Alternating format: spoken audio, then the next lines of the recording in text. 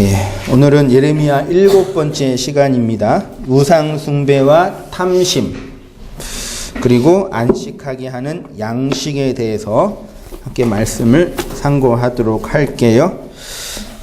지난주에 이어서 13절, 지난주에는 13절에 있는 이스라엘의 백성의 두 가지 악에 대해서 함께 말씀을 상고했잖아요. 첫 번째가 생수의 근원 대신 하나님을 버린 것과 스스로 웅덩이를 판 것인데, 그 웅덩이는 물을 가두지 못하는 터진 웅덩이라고 했지요.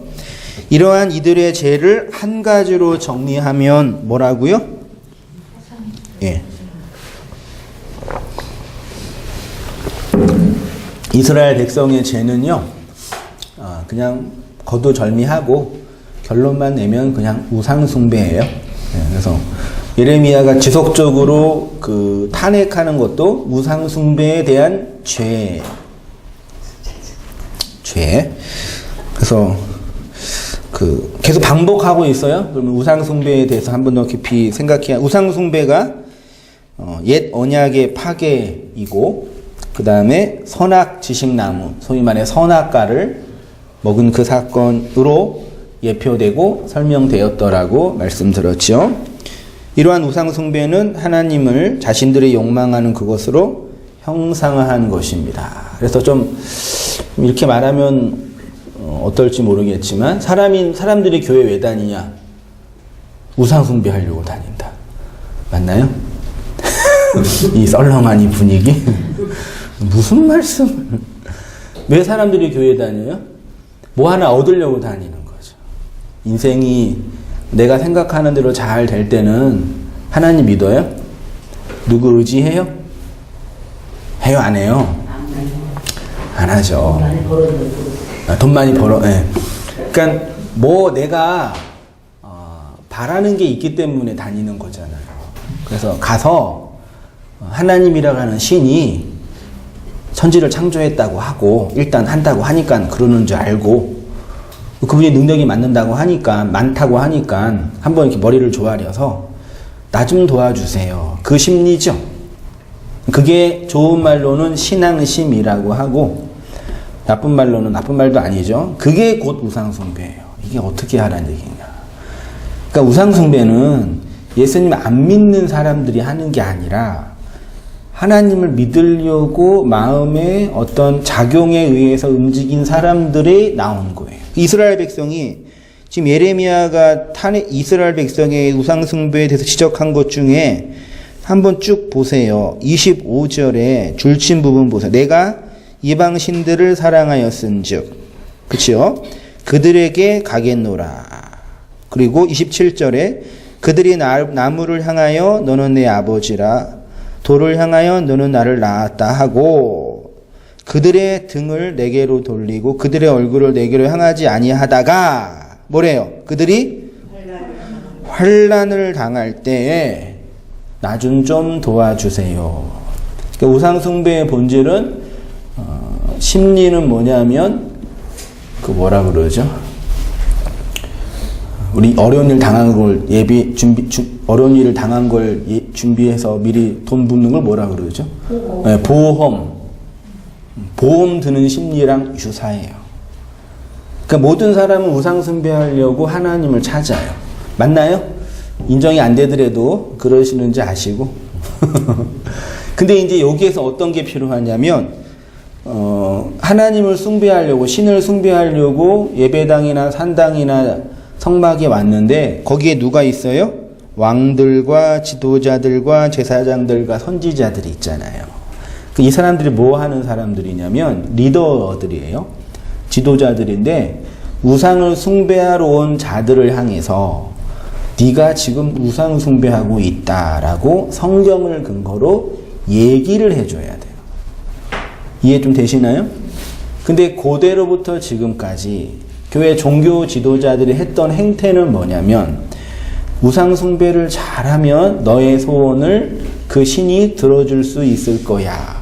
요렇게 얘기한 거예요. 그래서 선지자들이 특별히 탄핵했던 죄는 이스라엘 백성들의 입장에서는 우상 숭배고, 리더들의 입장에서는 왜곡된 말씀 선포예요. 그러니까 백성들은 마음이 곤고하고 어려우니까 광야에 있으니까 신에게 오는 거예요. 그건 당연한 거예요. 그러니까 우상 숭배에서 지옥 가는 게 아니에요. 다 그렇게 와요. 처음에 교회 오실 때 난 하나님 나라의 영광과 그 주님을 위해 순교의 각오로 오신 분 계셨어요? 처음 교회 오실 때. 그런 사람 하나도 없어요. 왔는데 거기에서 진리를 알고 있는 교사, 선지자가 여러분들의 그 마음은 곧 우상숭배예요 라고 탄핵을 해서 그들을 그 우상숭배의 죄에서 나오게 하는 게 선지자들과 제사장들이 해야 할 직무예요. 근데 고대부터 지금까지 모든 종교의 리더들이나 종교 지도자들이 그렇게 안 하고 데리고 와서 신을 잘 숭배하라고 가르치는 거예요. 왜요? 왜 그럴까요? 참 그게 아이러니하죠. 그래서 예레미야가 이스라엘 백성의 우상 숭배에 대해서 6가지 예와 상징을 들어서 설명했죠. 그래서 제가 1, 2, 3, 4, 5, 6으로 멍에를 꺾고 결박을 끓는 짐승, 행음하는 여인, 열매 맺지 못한 포도나무 가지, 발빠른 암약대, 성욕에 헐떡이는 암나기, 붙들려 수치를 당하는 도적. 그래서 도둑질하는 거, 성적인 거, 이런 걸 근거로 우상 숭배에 대한 비유적인 얘기를 하고 있어요. 이 모든 것들을 한마디로 말하면 죄인데 그 죄의 본질은 우상 숭배다. 됐죠? 죄의 근본 우상 숭배. 그러니까 인간이 하나님과의 관계에서 형벌을 받게 되는 실제적인 이유는 우상 숭배를 하기 때문이고 우상 숭배에서 돌이키지 못하기 때문입니다. 그럼 구원이란 뭐냐? 우상 숭배에서 벗어나는 거고요. 은혜란 뭐냐? 우상 숭배하지 않을 수 있는 하나님의 신령한 능력과 힘이라고 하는 겁니다. 예레미야가 이스라엘 백성을 비판하는 이유도 그들의 우상 숭배 때문이고 구약의 모든 선지자들이 이 얘기를 한 거고요. 그래서 계속 읽으면요 반복돼요. 계속 그 죄에 대해서 반복해요. 선지자들이 맞닥뜨린 이스라엘 죄와 악의 본질도 우상 숭배다. 이것은 오늘날 우리 시대에도 동일하게 적용된다. 오늘날 많은 사람들은 우상 숭배를 많이 오해하고 곡해하고 있어요. 기독교인들이라고 하는 사람들이 오해하고 있는 우상 숭배는 뭐냐? 다른 종교를 가진 자들, 이교도들 있죠? 제발 기독교의 탈을 쓴 목사나 리더들이 이교도들을 그렇게 정죄하지 않았으면 좋겠어요. 아주 그 나쁜 행태예요. 성경은 교회에게 준 책이니까. 그렇게 말하는 것이 전혀 틀린 건 아니지만 지금 선지자가 지적하고 있는 우상숭배는 선택받은 청함받은 아니야. 예수님이 뭐라 그랬죠? 부르심을 받은 사람이 많지만 혹시 청함받은 사람이 택함받은 사람이 많지만 아니에요? 청함받은 사람이 많지만 택함받은 사람은 적다예요? 갑자기 많이 불러요 사람들이 하나님이요. 부르는데 다 구원받는 게 아니라고요. 되게 중요해요. 불러들여서 뭘 줘야 돼요 주님이. 선택받아 택함받아 이렇게 왔는데 그들이 그 우상 숭배에서 돌이키지 않으면 구원과 상관이 없는 자라고요. 선택받아 언약의 백성이 된 교회를 향하여 탄핵하는 내용이라는 것을 잊지 말아요. 성경이 말하는 우상 숭배 제가 줄 쳤지요? 별표도 해보세요. 하나님을 상으로 만드는 겁니다. 뭐라고요? 상. 또 이 상하면 또 어떤 느낌이 도세요? 형상과 모양에서 형상과 모양을 잘 만드는 데가 어디예요? 가톨릭, 성모 마리아 숭배 다 이유가 있긴 있지만 그 상만 말하는 게 아니라 마음에 그 상을 만들어내는 내용이 있어요. 그것을 단순히 형상과 모양을 만드는 외적인 행위나 그것을 숭배하는 종교 행위뿐만 아니라 보다 내면적이고 본질적인 마음과 욕망의 영역입니다. 이 우상 숭배를 바르게 정의 내리는 것이 기독교의 본질을 설명하는 매우 중요한 거예요. 우상 숭배를 제가 두 가지로 정리했는데 첫 번째는 언약을 파괴하는 거고요. 두 번째로는 탐심이라고 표현했습니다. 언약 파괴는 하나님이 인류에게 주신 최초의 언약은 뭐라고요? 선악과, 그 다음에 선악과를 좀 더 확장하여 준 게 10계명입니다. 선악과가 10계명이에요. 10계명의 핵심은 뭐예요? 1계명부터 10계명까지 있죠? 이거 다 배웠죠?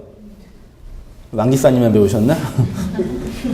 제가 이렇게 각주를 쓰면서 빨리빨리 진도 나가야 되는데 가끔 이렇게 하다 보면 질문을 해요. 그건 왜 그러냐고, 그건 왜 그러냐. 그러면 또 다 돌아가야 되는데 10계명 진짜 중요해요. 그래서 주일학교 다 애들 암송시키잖아요. 진짜 중요해요. 대충 알죠? 아, 모르시구나. 차근차근 설명해 드릴게요. 그러면요. 각주 1번 있죠? 그 출애굽기 20장 1절 이하에 있는데요. 보세요. 하나님이 이 모든 말씀으로 일러 가라사대 나는 너를 애굽 땅 종되었던 집에서 인도하여 낸 너의 하나님 여호와다. 그리고 계명을 주셨습니다. 제1은 나 외에는 다른 신을 내게 잊지 말라. 제2는 너를 위하여 새긴 우상을 만들지 말고 또 위로 하늘에 있는 것이나 아래로 땅에 있는 것이나 땅 아래 물속에 있는 것에 아무 형상이든지 만들지 말며 그것들에게 절하지 말며 그것들을 섬기지 말라. 나 여호와 너의 하나님은 질투하는 하나님인즉 나를 미워하는 자의 죄를 갚되 아비로부터 아들에게로 3, 4대까지 이르게 하거니와 나를 사랑하고 나의 계명을 지키는 자에게는 1000대까지 은혜를 베푸느니라. 제3은 너는 너의 하나님 여호와 이름을 망령되이 일컫지 말라. 나 여호와는 나의 이름을 망령되이 일컫는 자를 죄 없다 하지 아니하리라. 제사는 안식일을 기억하여 거룩히 지키라. 엿새 동안은 힘써 내 모든 일을 행할 것이나 6일이라는 인생 동안 힘써서 뭘 행해야 돼요? 율법을 행해야 돼요. 그래야지 7일 안식일 날 7일 언약을 통해 안식이 주어져요. 나 여호와가 하늘과 땅과 바다와 그 가운데 모든 것을 만들고 제7일에 쉬었음이라. 그러므로 나 여호와가 안식일을 복되게 하여 그날을 거룩하게 했습니다. 제5는 내 부모를 공경하라. 그리하면 너희 하나님 여호와가 내게 준 땅에서 내 생명이 나를 낳아준 부모가 말씀이라는 걸 알아야 영생을 얻는 거예요. 7은 간음하지 말라. 살인하지 말라. 간음하지 말라. 도적질하지 말라. 내 이웃에 대하여 거짓 증거하지 말라. 제10은 내 이웃의 집을 뭐 하지 말라요? 탐내지 말라. 동그라미 하세요. 탐내지 말라 그랬죠. 그리고 골로새서 3장 5절에 그러므로 땅에 있는 지체를 죽이라. 음란, 부정, 사욕, 악한 정욕과 탐심이니 탐심은 곧 우상숭배네요. 1계명이 뭐예요? 다른 신을 내 앞에 두지 말라. 나를 다른 신으로 섬기지 말라. 그게 우상숭배죠. 1계명이랑 10계명이 똑같네요. 그러니까 1계명, 10계명이 똑같으려면은 1계명, 2계명 똑같고 2계명, 3계명은 똑같고 3계명, 4계명은 다 똑같아야 되는 거죠. 이해되나요?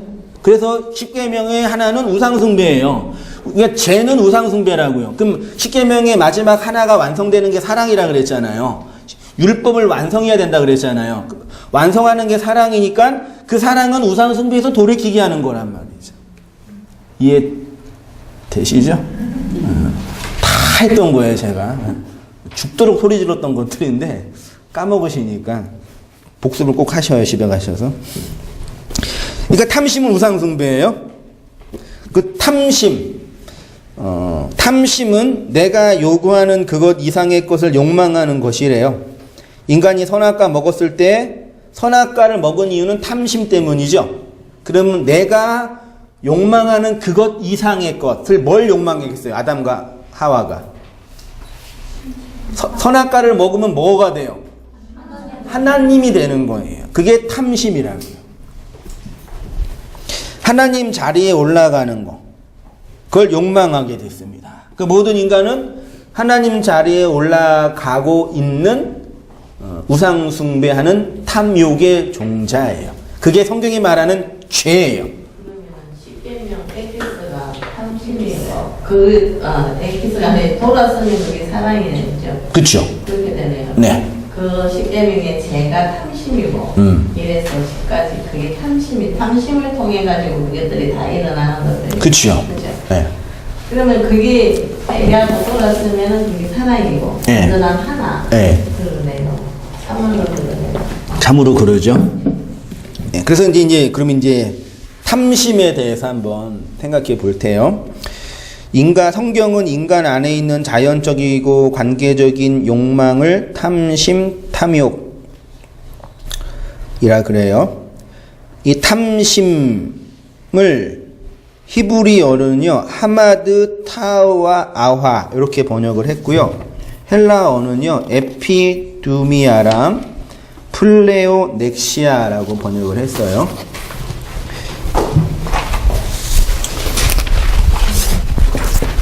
탐자 느낌이 어때요?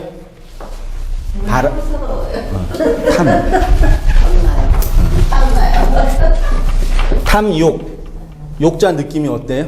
욕하는 것 같아요. 안 좋아요. 그렇죠. 욕망 욕망 느낌이 어때요? 욕이란 단어가 이게 발할 욕이거든요. 그 욕심, 욕정, 욕구, 욕망, 또 욕탐은 탐닉, 탐심. 이게 느낌이 좀 어때요? 이거 이렇게 욕망하는 거 좋아요, 나빠요? 탐욕 좋아요, 나빠요? 욕구 있네요. 욕정도 있고, 욕심, 요구, 정욕도 있나요? 정욕, 욕정, 정욕. 이거 다 느낌이 어떤 기준이 있는데 이 기준을 넘어서는 느낌이죠. 그래서 이 단어는 되게 율법적으로 종교적으로 부정적인 거예요. 그치요? 왜 그러냐면 이 욕이라는 단어와 탐이라는 단어 자체가 불교 용어예요. 불교에서 뭘 가르치냐면 욕망하지 마, 탐욕 부리지 마, 욕심 부리면 죄야. 그래서 어떤 기준 아래에 있는 거, 그게 그렇게 해서 만들어 놓는 거예요. 그게 가능하냐 가능하지 않냐는 두 번째 문제고, 그러니까 동양 문명권에서 이 단어는 되게 그 악한 거고 나쁜 거고 절제해야 되고 이게 억압해야 되는 거죠. 근데 서양 문명권에서, 그리스의 헬레니즘 문명권에서는 이 욕망이라는 게 어떤 걸까요? 우리가 생각하는 것처럼 이렇게 부정적이지 않아요. 그래서 우리가 기독교인이지만 정신 세계의 80%는 유교와 불교예요. 그래서 신비주의랑 기복주의랑 율법주의가 성행할 수밖에 없어요. 그러니까 우리가 지금 경험하고 있는 이 기독교가요. 우리가 경험하고 있는 기독교가 정말 성경이 말하는 기독교가 아니에요. 내가 계속 역사를 공부하고 인류 문명사를 공부하는데 그냥 섞이고 혼합되고 여기까지 온 거예요. 주중에 공부한 거 이번 주 뭐 할 텐데, 창세기가 우리나라 말로 창세기잖아요. 근데 영어는 창세기가 뭐죠? 제네시스예요. 근데 그 원래 히브리 마소라 그 사본에 있는 창세기는 창세기가 아니라 베레시트예요. 근데 왜 창세기를 베레시트라고 안 하고 제네시스라고 해요? 미국이 그렇게 하니까. 이해되시나요? 민수기도 그 민수는 백성을 세는 거거든요. 근데 그 원래 히브리어 성경은 배 미드바르예요. 배는 전치사 어디 안에, 미드바르는 광야니까 광야 안에서, 그게 민수기예요. 근데 왜 광야 안에서라고 제목을 안 정하고 왜 민수기라고 정했어요? 영어 성경에 넘버스라고 해버렸으니까. 이해되시죠? 성경책 제목이 그 정도라면 그 안에 있는 내용은 오죽하겠냐고요. 근데 그 미국이 혼자 복음을 발견했어요? 아니죠. 유럽에서 번성한 기독교가 미국으로 간 거예요. 그럼 유럽에서 번성한 기독교는 어디에 있었어요? 로마 제국 안에 있었어요. 그 카톨릭 그렇게 있었잖아요. 그러니까 개신교랑 신교랑 구교랑 맨날 싸우는데 그냥 거기서 나온 애들이 우리예요. 구교에서 나온 거예요. 근데 개신교 얘네들이 구교는 2단이네 3단이네 그러고 개신교는 나와가지고 칼빈, 루터, 웨슬레 세 사람이 종교개혁의 수장이 돼서 여기서 퍼진 거예요. 개신교가 이렇게. 그게 지금 전 세계에 그 개신교의 그 기독교의 반 정도 차지해가지고 정치력과 힘이 있으니까 이게 진리인 줄 알지 상관이 없는 거예요. 사실은요. 아시겠죠? 그러니까 우리가 지금 믿고 성경을 해석하고 있는 내용은 그 이 세상이 이렇게 문명이 만들어낸 그런 사상이라니까요. 설교자가 그래서 학자가 그걸 잘 공부해서 파헤쳐서 그것들의 진위가 뭔지를 이렇게 설명하는 거예요. 사실은요. 뭐 하다가 여기까지 왔어요? 탐욕하다가. 네, 그 탐욕이란 탐심이라는 단어 잠깐만 볼게요. 하마드인데요. 창세기 2장 9절에 여호와 하나님이 그 땅에 보기에 아름답고 이게 하마드예요. 이 아름답고가 탐심이에요. 느낌이 다르죠? 상관없죠? 아름다운 거. 여자가 그 나무를 본즉 먹은직도 하고 보안직도 하고 지혜롭게 하면 탐스럽기도 한 탐스럽다. 그 다음에 내 이웃의 집을 탐내지 말라. 그 다음에 타와 이것도 탐심 탐욕으로 번역이 됐어요. 여자가 나무를 본즉 먹음직도 하고 됐죠. 그 다음에 하와 아와예요. 민수기 11장 4절 그들 중에 섞여 사는 다른 인종들이 탐욕을 품음에 이것도 아와 이스라엘 자손도 다시 울며 이르되 누가 우리에게 고기를 주어 먹게 하랴. 그곳 이름을 키브롯 핫다와 아와 있죠. 아와. 그 탐욕낸 백성들의 무덤. 키브롯이 무덤이니까 탐욕의 무덤. 키브롯 핫다와예요. 탐욕의 무덤. 무덤은 성도가 들어가는 장소죠. 교회가 탐욕의 무덤이에요. 내가 탐심을 부리고 있습니다. 어디서 발견해요? 말씀 들을 때 내가 탐욕의 종자구나를 확인하지. 세상에서 일할 때 내가 탐욕을 부리고 있다. 나의 이런 죄. 나 돈 많이 벌면 안 돼. 그러세요? 내가 죄인이라는 거, 탐욕을 부리고 있는 존재라는 거 자각은 말씀이 떨어질 때 하는 거지. 그렇죠? 세상 사람들 몰라요. 거기는 그걸 몰라요. 그래서 탐욕낸 자의 무덤은 교회예요. 그 다음에 신약으로 가면 에피두미아 많이 들어보셨죠? 플레오넥시아래요. 세상의 염려와 재물의 유혹과 기타 욕심이 들어와. 이것도 에피두미아. 너희는 너희 아비 마귀에서 났으니 너희 아비의 욕심대로 사탄의 욕망. 그 다음에 로마서나 이런 데 가면은 탐심, 탐욕. 로마서 1장 29절 보세요. 모든 불의, 추악, 탐욕, 악의가 가득한 자요.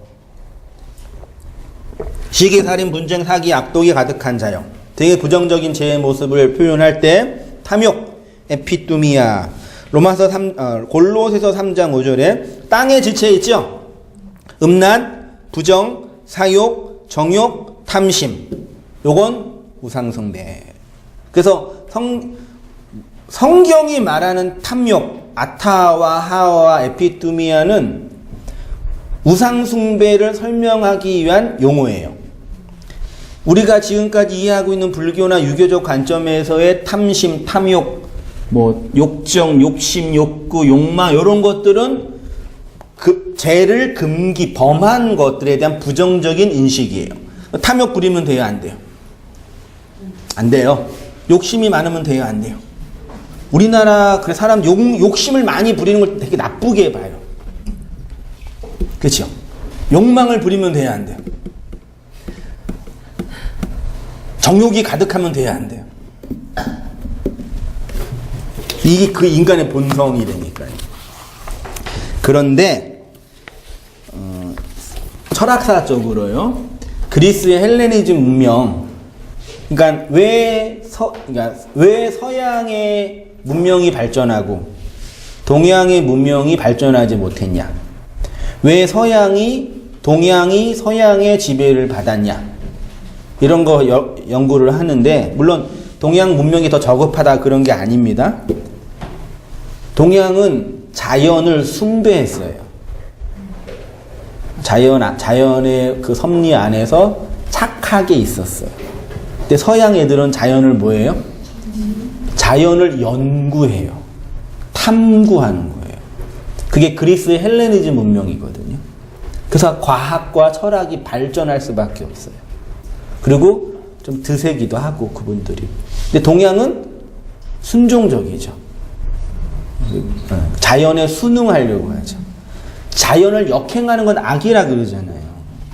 근데 서양은 자연을 정복하려고 그래요.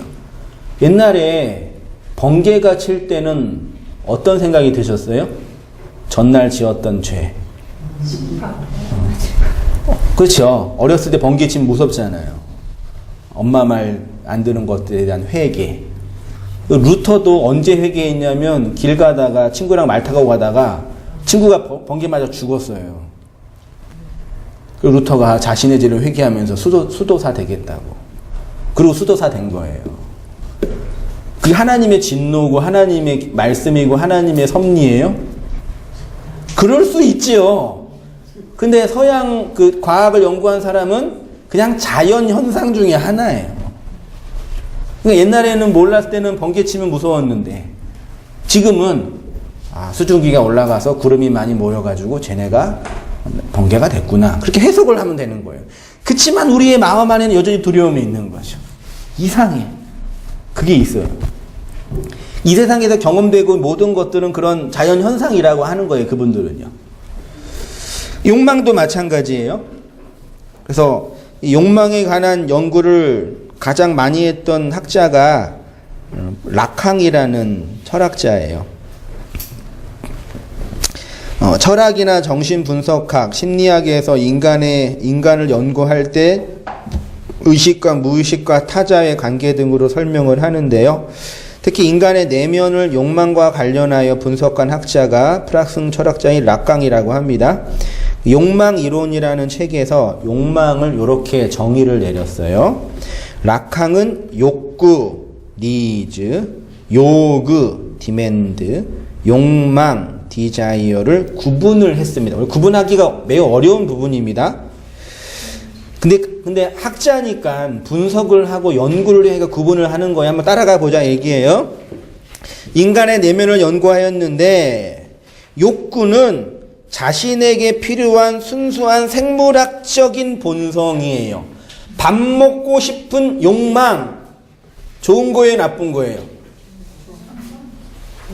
그거 좋은 거죠. 밥 먹고 싶은 욕망이 없으면 뭐가 돼요? 거식증이 되는 거예요. 정신질환이에요. 자연스러운 거죠. 성적인 욕망, 악한 거예요, 나쁜 거예요? 성적으로 막 그런 사람들은 뭐 음란마귀가 씌었다고 막 그러잖아요. 근데 프로이드 같은 학자는 인간의 욕망의 기전은 성욕이라고 표현을 해요. 그래서 자매님들 갱년기 될 때 우울해지신 이유가 인간으로서 여자로서의 나의 어떤 기능과 욕망이 없어졌다. 그런 죄책감이 밀려와서 그러는 거예요. 어떤 내용, 그거를 생물학적으로 연구하지 않아서. 그 욕구예요. 자연적인 거예요. 부자 되고 싶은 욕망. 나쁜 거 아니에요. 예? 필요에 따라 나타나며 충족이 되면 사라지겠죠. 밥 먹고 싶은 욕망. 밥 먹으면 없어지죠? 돈 벌고 싶은 욕망. 돈 벌면 없어지죠? 그거예요. 개인은 무력한 존재이기 때문에 욕구 충족을 위해서는 타자를 의존할 수밖에 없습니다. 타자와의 관계와 도움을 받기 위해 표현을 합니다. 그것을 요구라고 합니다. 그러니까 욕구는 자연적인 성향이고요. 요구는 자연적인 성향을 말로 표현하여 나타내는 거예요. 들어보세요. 일단요. 4페이지로 가셔요. 요구는 타인을 향한 자신의 욕구를 나타내는 것으로 일반적으로 무슨 형태로요? 언어의 형태로 나와요. 어린아이가 배고플 때 먹고 싶은 욕구가 생기면 뭐 해요? 말을 못할 때는 울어요. 막 앵앵 울면 엄마가 가가지고 배고프니 기저귀 똥 쌌니 물어보면서 아이를 만족해 주죠. 그러면 울어요, 안 울어요? 안 울죠. 욕구가 충족돼서 그런 거예요. 그걸 충족이라 그래요. 그런데 이는 배가 부른 후에도 또 다른 요구를 하게 되는데 충족되지 않는 욕구가 있어요. 그걸 결핍이라고 해요. 어린아이가 엄마한테 엄마 나 배고파 그러면 무슨 의미일까요? 그 안에 숨겨진 의미, 숨은 의미 찾기. 엄마 나 배고파 이게 무슨 의미예요? 밥 주세요. 그것도 있어요. 그렇지만 밥 안에 뭐가 있어요? 나는 당신의 관심과 사랑이 필요해요. 같이 있어요. 근데 어린아이 그걸 알아요, 몰라요? 몰라요. 그냥 우는 것 뿐이에요. 그래서 아이한테 배고프다 그럴 때 젖만 주고 놔두면 아이의 욕구가 충족이 안 돼요. 배고픔의 욕구는 충족이 되지만 인간 안에 있는 욕망을 충족하고 싶은 그 욕구는 충족이 안 돼요. 그래서 어린아이를 실제로 경험했어요. 침팬지가 있는데 한 침팬지는 그 따뜻한 이불 속에 젖을 부모 젖 같은 그런 것으로 키우고 한 침팬지가 차가운 곳에 그 공갈 젖꼭지 같은 그걸로 키웠어요. 누가 더 바르게 건강하게 자라냐? 왼쪽에 있는 침팬지라 그러는 거예요. 그러니까 엄마가 아이한테 젖을 줄 때 그냥 영양분만 주는 게 아니라 엄마의 따뜻한 젖가슴으로 이렇게 품어주는 거잖아요. 그게 만족인 거예요. 그러니까 모든 인간은 물리적으로 충족되는 것뿐만 아니라 그걸 정서라고 표현하는 거예요. 밥을 먹는 행위를 통해서 정서적 충족을 느끼는 거예요. 그래서 엄마가 지어주는 밥과 돈 주고 사 먹는 밥은 영양소로 볼 때는 돈 주고 사 먹는 밥이 더 영양소가 좋을 수 있지만 밥을 먹는 아이의 입장에서는 느낌이 다르죠. 그게 영양분만 필요한 게 아니라 내면적인 보이지 않는 욕구가 충족되는 게 필요한 거예요. 이게 되시나요? 이게 뭐 깊이 또 들어가면 뭐 인간에 대한 이해랑 또 심리학이나 또 다 이게 상처 다 연결되는데 충족되지 않는 그것이 결핍으로 남아요. 밥은 많이 먹었는데 정서적 충족이 일어나지 않아. 근데 문제는 뭐냐면 내가 왜 충족이 되지 않는지 어린아이는 알아요, 몰라요? 몰라요. 계속 심리적으로 결핍의 상태에서 사는 거예요. 그 나중에 커가지고 내가 왜 결핍되는지를 몰라요. 실제로. 밥은 다 먹었는데. 우리는 다 그래요. 자, 욕망, 결핍. 이 요구와 욕구의 차이가 만나면 뭐가 일어나요?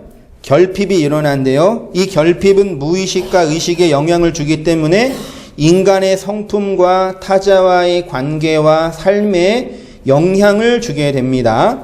예를 들어서 어려서부터 결핍을 많이 느낀 사람은 만족감이 떨어지죠.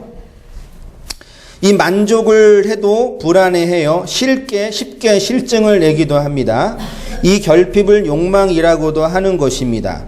요구와 욕구의 차이점이 욕망인데 물리적 충족을 필요로 하게 됩니다. 욕구는 무한하기 때문에 욕망은 끝이 없게 됩니다. 욕망이 0인 상태, 결핍이 없는 상태, 즉 요구와 욕구가 일치된 상태, 그거를 충족이라고 하는데요. 좀만 들어보세요. 언제 들어보겠어.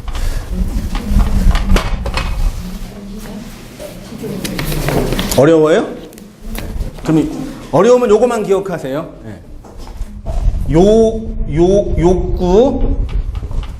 요구, 욕망이에요. 됐죠? 좀 죄송해요. 이 철학 얘기하는 거 아닌데 다 나가시네 다. 우리 안에 그 욕구가 있죠. 욕구가 이렇게 있어요. 이 욕구가 충족이 되죠. 그래서 욕구가 말로 표현된 요구에 의해서 이만큼 충족이 됐어요. 그러면 여기가 있죠. 요걸 결여라 그래요. 혹은 결핍이라 그러고, 이게 뭐라고요? 이게 욕망이에요. 됐어요? 그 욕망은 실제로 있는 거예요, 없는 거예요? 없는 거예요. 그 욕망은 환상이라 그러는 거예요. 그래서 우리가 본능적으로 알아요. 어저께 점심에 우리 집사람이 저랑 담비랑 같이 밥을 먹고 있는데 맛있는 밥을 줬어요. 근데 담비한테는 담비가 아침부터 뭐 먹고 싶냐 그랬냐면 김말이 먹고 싶다 그런 거예요. 근데 엄마가 김말이만 안 주고 만두도 같이 줬어요. 어린아이 7살짜리예요. 여기에는 김말이 주고 여기는 만두를 줬어요. 담비가 먹고 싶었던 게 뭐라고요? 그럼 걔는 뭐 먼저 먹을까요? 김말이 먼저 먹을 것 같죠? 실제로 집에 가서 해보세요. 반주를 먼저 어렸을 때 초코파이를 먹었잖아요. 어렸을 때 제 생각에는 초코파이의 맛있는 부분은 하얀 마시멜로라고 생각했어요. 그래서 마시멜로 먼저 안 먹고 뭐 먼저 먹어요? 초코파이에 빵 먼저 먹은 다음에 마시멜로 남겨놓고 먹어요. 그러니까 우리 생각에서는 맛있는 거 먼저 먹고 맛없는 걸 나중에 먹어야 된다고 생각하잖아요. 근데 어린아이는 맛있는 걸 나중에 먹어요. 안 가르쳐줘. 왜 그럴까요? 먹는 것 자체가 중요한 게 아니라 김말이를 내가 먹을 수 있다라는 그 욕망 충족이 만족을 주는 거예요, 어린아이한테. 그게 물건 살 때 언제 제일 행복하세요? 물건 사기를 준비할 때, 물건을 구입을 할 때, 물건을 사용할 때 언제 행복해요? 물건 고를 때. 내가 돈을 모아서 물건을 살 수 있다. 그 고를 때 그때가 욕망이 지연되는 거예요. 그리고 언제 그 충족이 없어져요? 계산을 딱 해버리면 끝나요. 그리고 물건 사놓고 집에 가서 안 쓰는 거 많이 있잖아요. 그래서 그걸 알고 있는 소비자, 물건 만드는 사람들이 그걸 잘 이용해 먹는 거예요. 그러니까 사람이 언제 행복하냐면 욕망이 딱 올라갈 때 행복한 게 아니라 이 욕구가 이렇게 쭉 있을 때 그때 행복한 거예요. 이건 다 인간관계든 물건 살 때는 다 마찬가지예요. 그래서 막 하다가 내가 원하는 게 딱 이루어지면 갑자기 드는 생각이 뭐예요? 허무함이에요. 충족이 딱 됐잖아요. 그 끝난 거예요, 그 욕망은. 다른 욕망이 또 충족이 되는 거예요. 그 아파트 없었을 때는 아파트 20평만 되면 할렐루야 그럴 것 같잖아요. 그 청약 돼가지고 난 좀만 기다리면 올라가서 그때 행복하고요. 행복한데 딱 돼가지고 좀 살다가 막 애 낳고 좁아지면 어떻게 돼요? 화나는 거지. 그게 인간의 기본적인 이 욕망은 내 감정이 만들어내는 환상이라고요. 세상이 만들어내는 환상. 옷 한 벌 입는 사람이 행복해요? 10벌 입는 사람이 행복해요? 안 골라도 되니까 한번 사람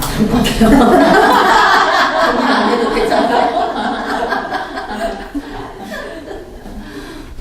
자기가 좋아하는 옷 입는 사람이 행복해요. 이해되세요? 그러니까 사람들이 옷 10벌을 갖고 있는 이유는 내가 좋아하는 게 아니라 그 시대가 좋아하는 옷을 입기 때문에 그런 거예요.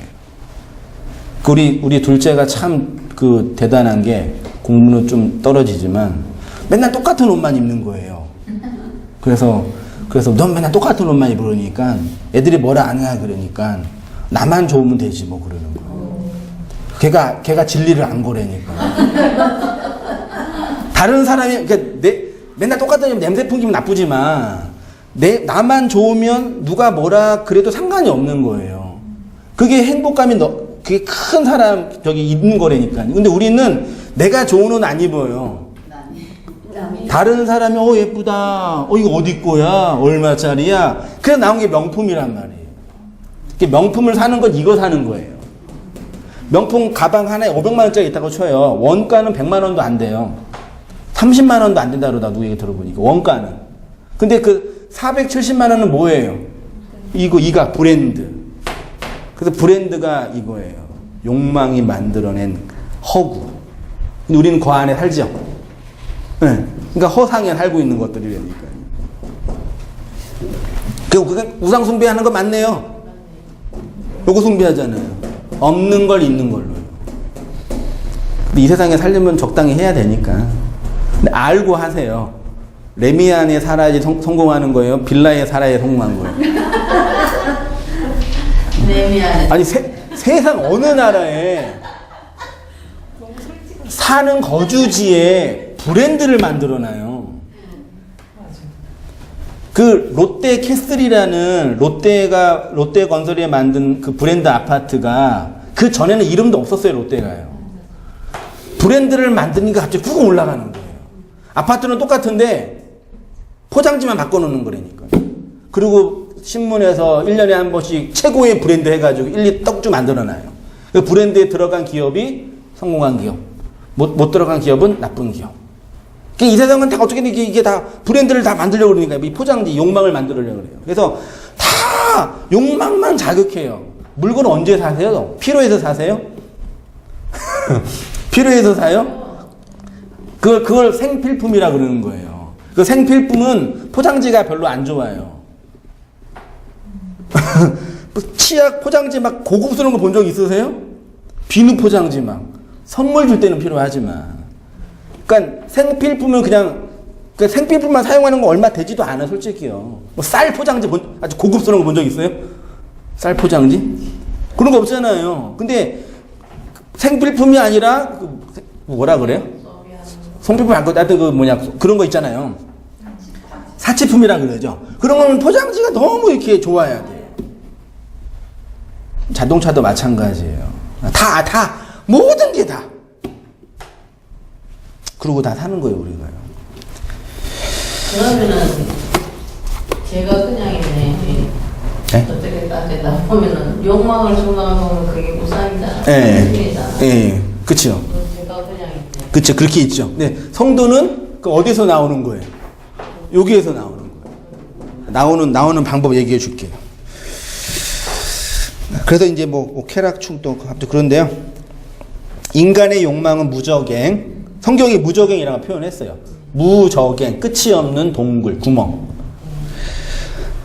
락항에게 있어서 인간의 욕망은 성경적으로 표현한 무적행입니다. 채워도 끝이 없기 때문에 채워지지 않는 주머니와 같습니다. 예레미야도 그걸 간파하였기 때문에 우상숭배, 터진 웅덩이, 터져 있으니까 채워도 계속 새는 거예요. 그러니까 예레미야 뭐하라 얘기하냐면은 그 터진 거, 금간 거, 그거 메꾸라 그러는 거예요. 왜 인간의 욕망은 무정행일까요? 그 이유는 욕망은 충족을 위한 식욕도 아니고 사랑을 위한 욕구도 아니고 욕으로부터 욕망을 뺀 차이이기 때문입니다. 욕망은 어려운 용어서 대타자의 요구에서 자아의 욕구를 뺀 잉여물입니다. 요 대타자가 있죠? 타자는 뭔지 아시죠? 타자, 나 말고 다른 것들, 그렇죠? 이걸 성경적 용어로 표현하면은 뭐예요? 이웃이에요.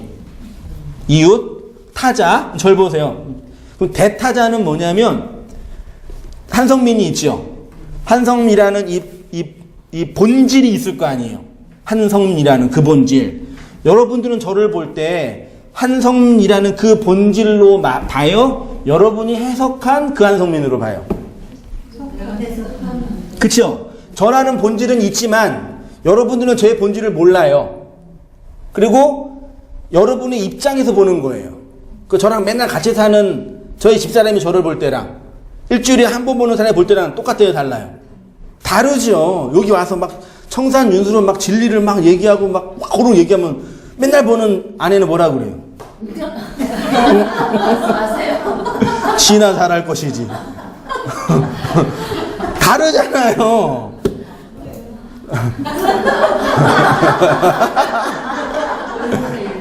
아니, 제가 워낙 정결해서 괜찮아요. 안과 속이 좀 똑같아요. 그러지 마세요. 그러니까 한성미라는 이 존재 타자인데 여러분이 해석한 한성민을 대한성민이라 그러는 거예요. 그 대타자라 그러는 거예요. 그러니까 이 세상에 눈에 보이는 그 본질을 보는 게 아니라 내가 본 그 본질이에요. 주위에 있는 사람이 회사 가서 옷 왜 이렇게 입었어요? 그런 거는 그 사람이 보는 게 아니라 내가 바라보는 이 사람이에요.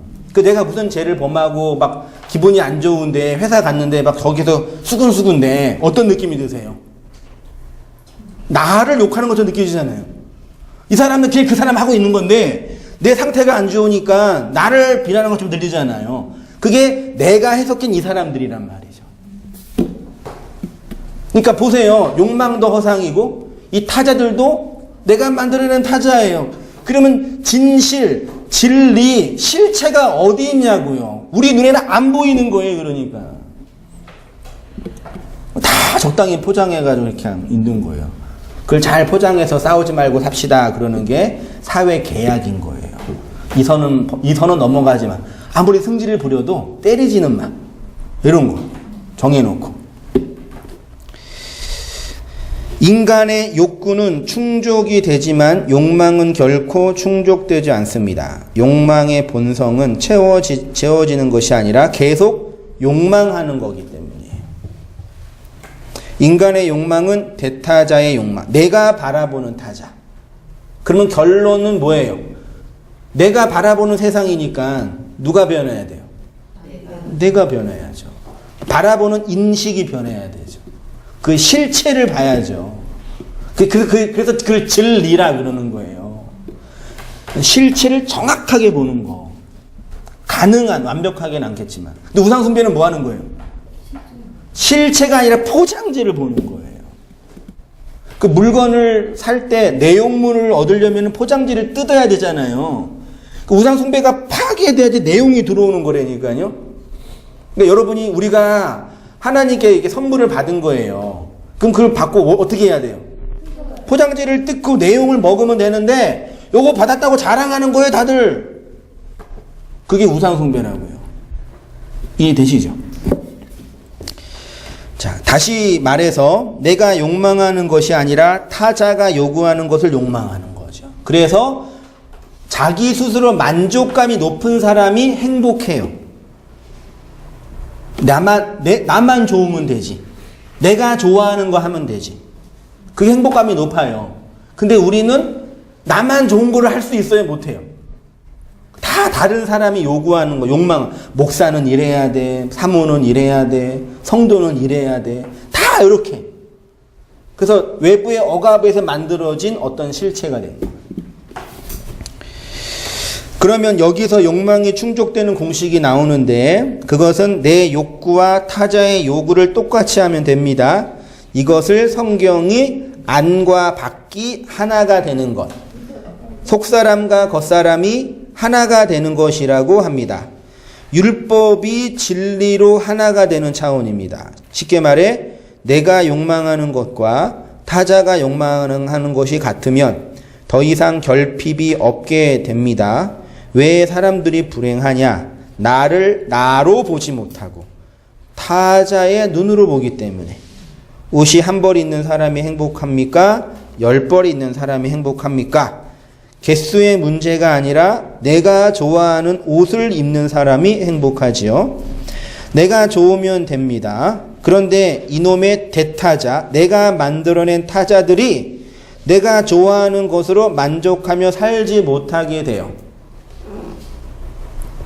왜 오늘날 초등학생들이 최고의 직업 순위 중에 하나가 연예인일까요?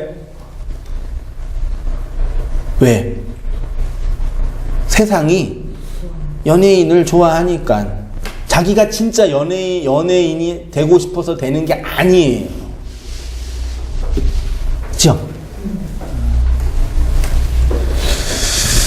요구의 근원은 생물학적이고 관계적인 본능이지만 욕망의 근원은 결핍입니다. 그 결핍이 제거되면 욕망이 사라지는 거예요.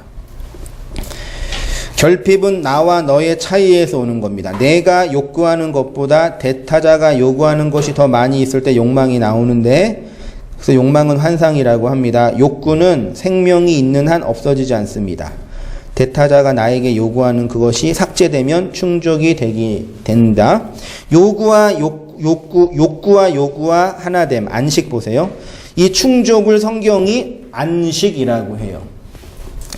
하나님이 이스라엘에게 안식을 가르치기 위해서 일주일에 한 번 안식일 계명을 주셨죠. 그리고 7년에 한 번 안식년 계명을 주셨고요. 77에 49, 다음에 50년. 50년에 한 번 희년이라는 안식을 주셨어요. 계명으로. 그런데 이스라엘이 안식일, 안식년, 희년을 지키지 못했는데 그 말은 그들에게 안식이 없었다는 것이고 곧 대타자의 요구에 따라서 욕망하는 자로 살았다는 것이며 쉽게 말해 우상 숭배하며 살았다라는 얘기예요. 그래서 우상 숭배하는 자는 절대로 안식이 있을 수가 없어요. 하나님의 말씀, 언약, 약속이 중요한 것이 아니라 내가 욕망하는 것, 즉 내가 의식하는 것에 매여 살았다는 것입니다. 쉽게 말해 하나님 없는 자의 삶을 산 거예요. 우리가 언제 안식하냐? 자, 이렇게 정리해 볼게요.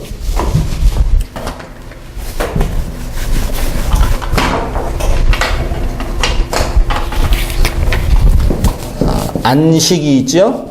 안식의 반대말이 뭐라고요? 우상숭배. 우상숭배는 왜 해요? 용어를 대타자라 그럴게요. 내가 만들어낸 타자가 나한테 오는 거죠.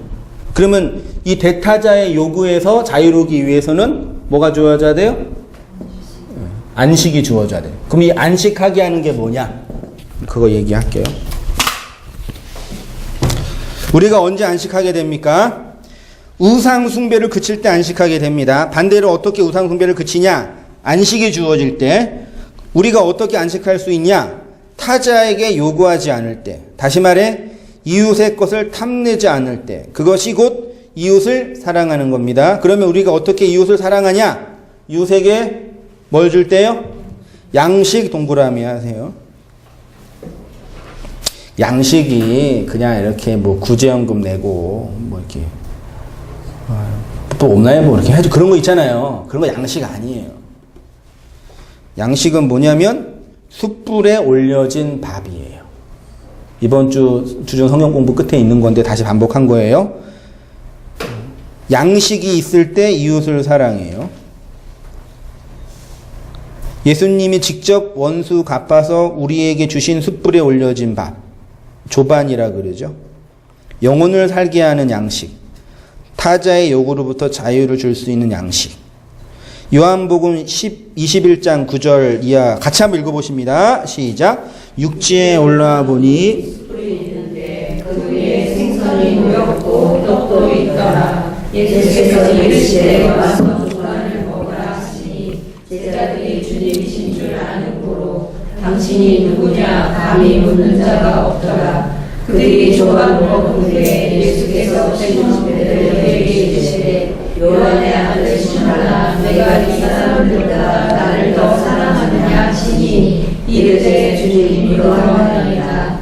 내가 주님을 사랑하는 줄 주님께서 아시나이다. 이르시되 내 어린 양을 먹이라 하시고. 네, 요한복음 21장은 어떤 내용인지 아시죠? 부활하신 주님이 다 예수님 죽어서 이제 안 계시니까 다시 생업으로 배에 몰고 이제 고기 잡고 있었는데 새벽에 예수님이 나타나셔가지고 와가지고 이제 생각해 보세요. 새벽 그 어렴풋한 그 안개 낀 그 바닷가 호숫가 근처에 모여가지고 예수님께서 느낌이 어떻게 했어요?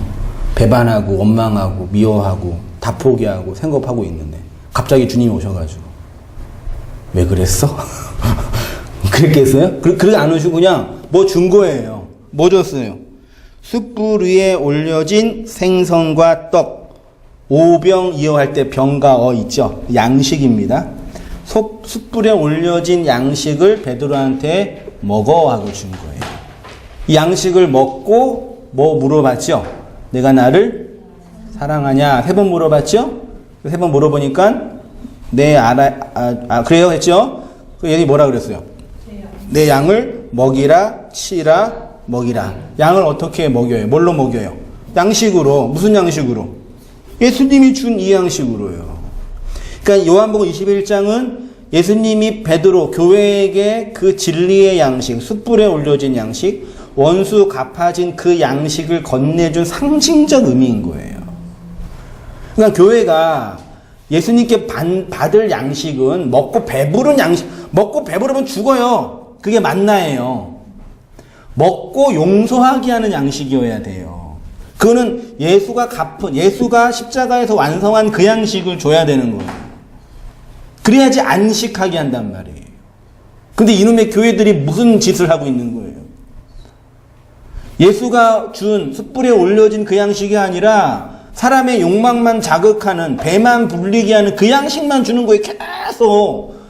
그거 옛날에는 그게 뭐 마이쮸네, 그게 그 불량식품이네 그랬는데 요즘 드는 생각은 불량식품이 아니라 그냥 청산가리예요. 먹으면 그냥 직사하는 거. 그거 먹고 자기 욕망의 배만 불리는 거죠, 이렇게. 그 교회 오래 다니는 사람의 특징들 보세요. 어떤 사람인지. 욕심이 없어요? 착해요?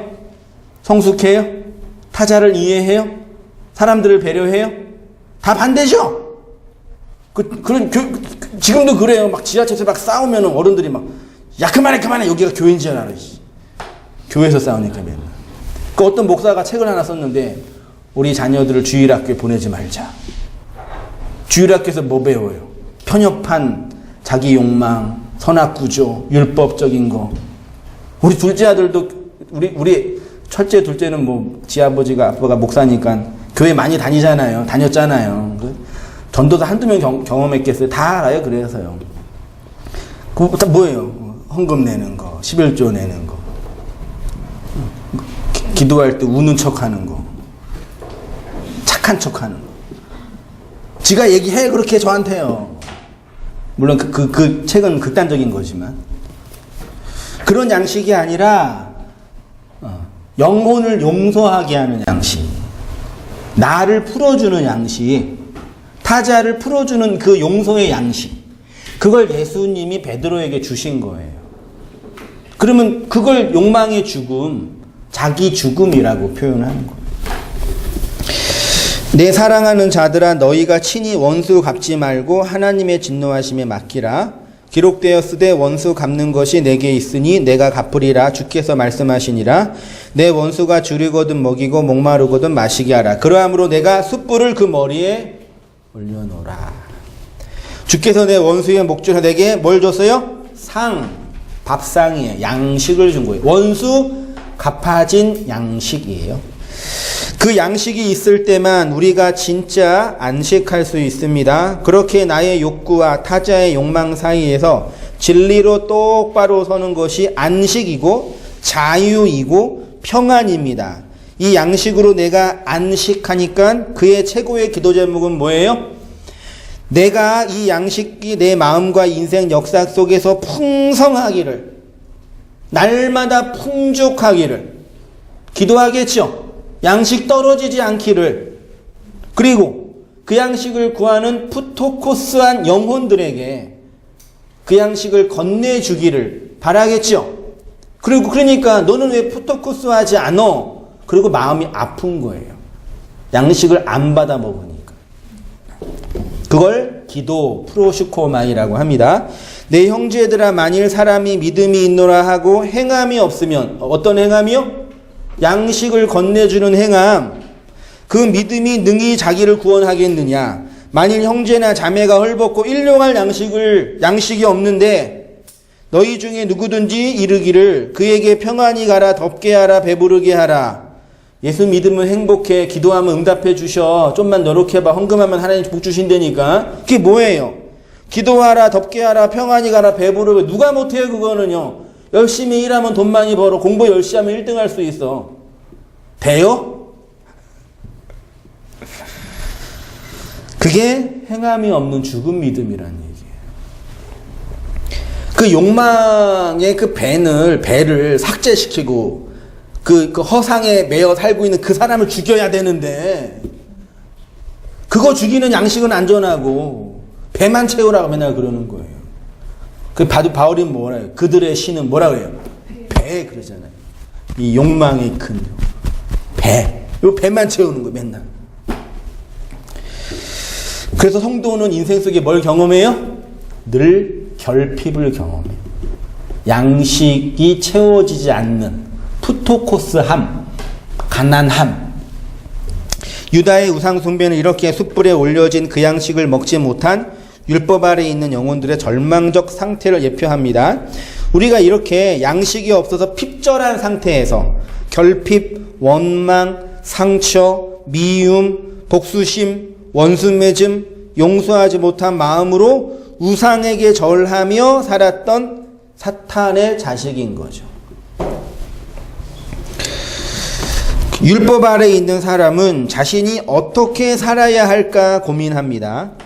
이런 고민이 정말 복음적인 고민이냐? 여러분, 진리를 알면 어떻게 살아야 할까 고민을 해요, 안 해요? 뭐 먹고 살까 그런 거 말고요. 도대체 어떻게 살라는 얘기예요, 나한테?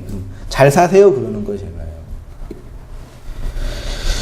숯불에 올려진 그 용서의 양식을 먹은 성도는 어떻게 살아야 할까 고민하지 않고요. 어떻게 살아가게 되는지를 알게 되는 거예요. 뱃속에 임신한 엄마가 어떻게 살까 고민을 해요? 그녀의 유일한 고민은 뭐겠어요? 어떻게 하면 건강하게 잘 키우고 낳을까? 그걸로 온 정신이 집중되잖아요. 신경이 다 그걸로 쓰이잖아요. 옷은 뭐 입을까? 놀러는 어디 다닐까? 고민하셨어요? 그 고민은 생명을 어떻게 키우고 양육할까로 기결됩니다. 혹 아직도 우상 숭배의 길을 가고 있으시다면 속히 그 길에서 나와 그리스도가 건네주신 숯불에 올려진 그 양식 먹으시면서 안식의 삶을요, 욕망을 따라 살아가는 인생이 아니라요, 생명을 따라 살아가는 성도님이 되시기를 축원드릴 뿐만 아니라 그렇게 살아가고 있음을 성경을 통해서 확인하면서 그렇게 안식하는 풍성한 삶이 되기를 진심으로 바라고 기도드립니다. 기도할게요. 하나님 아버지, 은혜를 감사합니다. 우리에게 주신 이 구원의 내용이 이러한 어마한 풍성한 놀라운 안식의 내용인 것을 또한 발견하고 배우게 하셨사오니 주님께서 건네주신 숯불에 올려진 이 안식하게 하는 양식을 먹고 이 헛된 허상과 욕망의 투영 속에 살아가는 길에서 돌이켜 하나님의 안식을 누리며 살아가는 우리의 삶이 되도록 주님 인도해 주시고 은혜 내려 주시옵소서. 예수님의 이름으로 기도합니다. 아멘.